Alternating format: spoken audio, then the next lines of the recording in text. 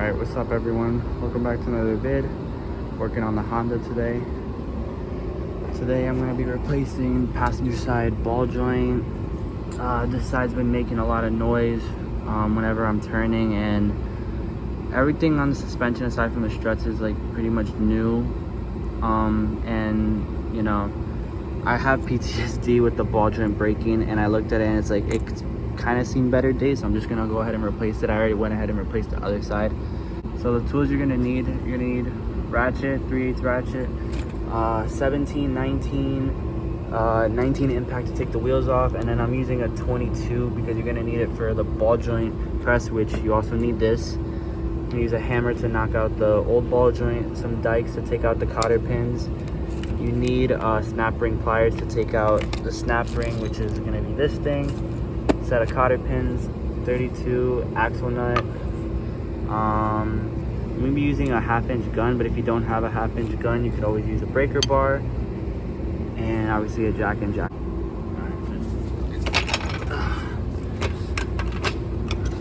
Start jacking. I'm gonna be putting the jack stand on that pinch hole right there. All right, so this is the setup. Got it on the jack stand, have the jack supporting it, and then I got the wheel underneath just as extra support because you can never be too careful. From here, I'm just gonna start by taking the axle nut off. Then once I take the axle nut off, I need to take off these two 10s right here for the brake line.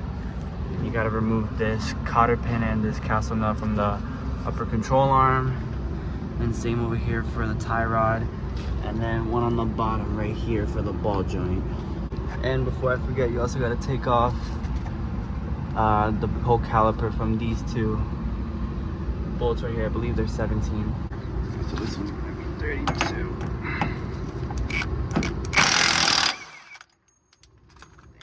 Damn. These castle nuts off, you just twist it. And then with the dikes, get a grip and just yank that shit out. Hard to do one hand.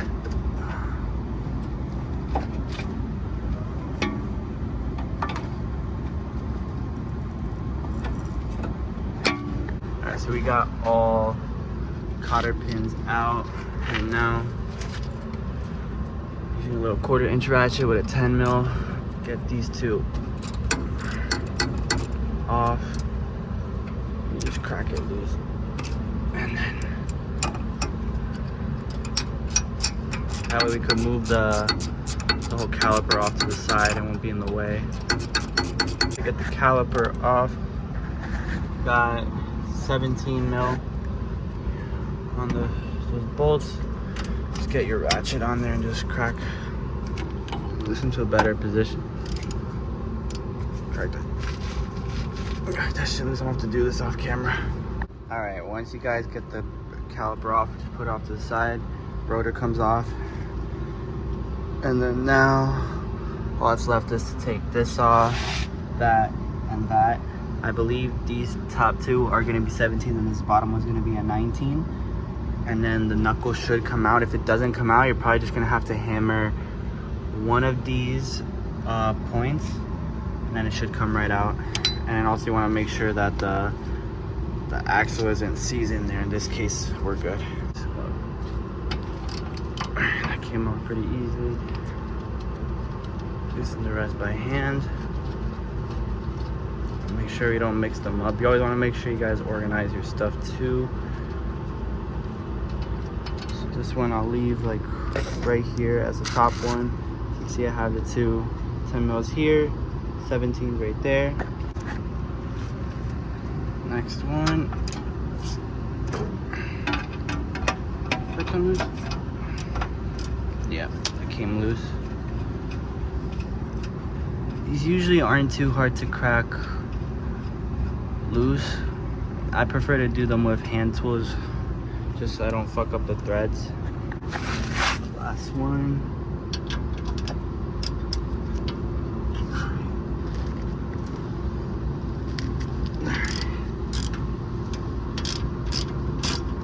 So that last castle nut came off.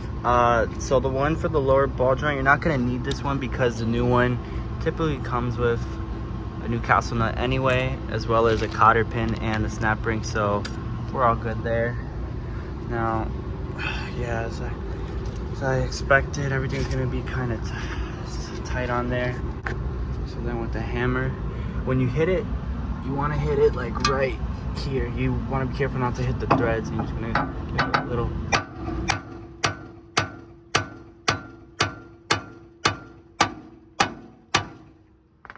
Hit it enough times, it should just come right out.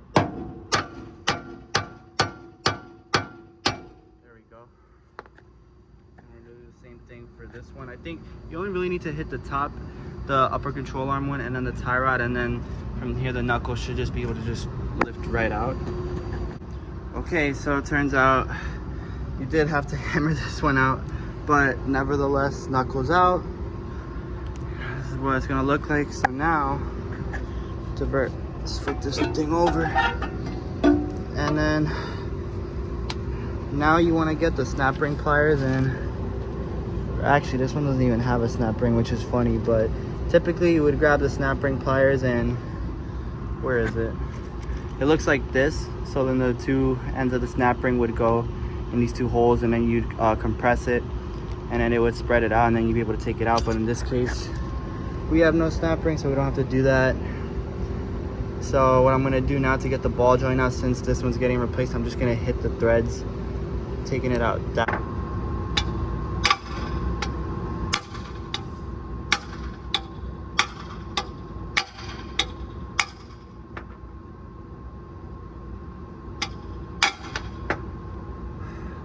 Go, it's out.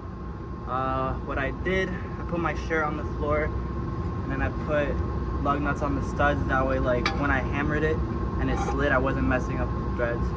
That thing was really in there, and you could see, like, I don't know, that's a little too much play. I mean, this ball joint's not that old, but I don't know, it was making too many noise, and I didn't really trust it. So we're gonna clean up the knuckle a little bit, and then show you guys how to press in the new one. Alright, so first things first, when you're pressing this in, you want to make sure that you push the ball joint in as much as you can with your own strength, and make sure it's going in straight. And then we're gonna start setting up the ball joint press. So the way this is gonna work is that you have to basically like unscrew this all the way, so that way, because this part essentially is gonna go up here on top of like where the ball joint is, and then you're gonna put one of these cups over it, and then the end of this is gonna go inside the cup, I believe, and it's just gonna press that ball joint in. So this is what I'm talking about. So you want this as straight as possible. This end of the press is gonna be pressed up against the top of the ball joint. You're gonna have a cup right here that's gonna basically just like you don't want the cup to have like a hole like this where like this end could just go through. You want it to just be like, you know, closed off. And then with a ratchet or a gun, in my case I'm gonna use a gun, you're gonna get a 22 on this, and you're just gonna gun it slowly, and as you're gunning it, you're gonna watch the ball joint getting pressed in, and you're gonna make sure that it's getting pressed in straight. If it doesn't get pressed in straight, well, that hasn't happened to me yet, so I don't know what I'll do in that situation, but let's just go ahead and get this thing in.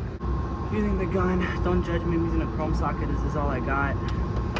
Work with what you have. So, just gonna make sure this is as hand tight as possible. And I'm just gonna get this on here. And I'm just gonna gun it slowly.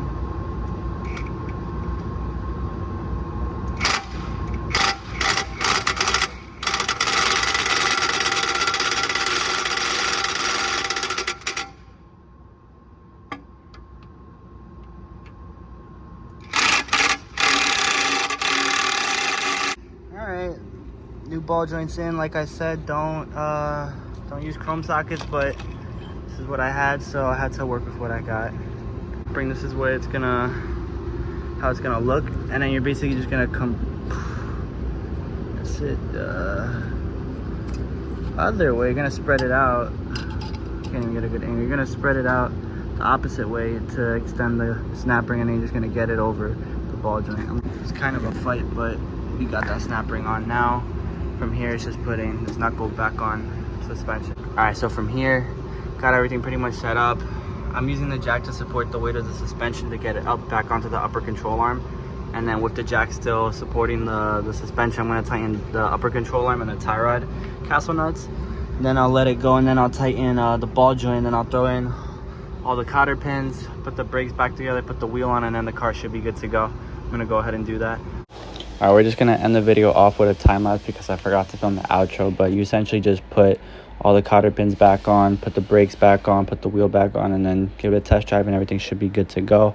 Hope you guys enjoyed the video. Hope this helps you out. Like, comment, subscribe, and stay tuned for the next one.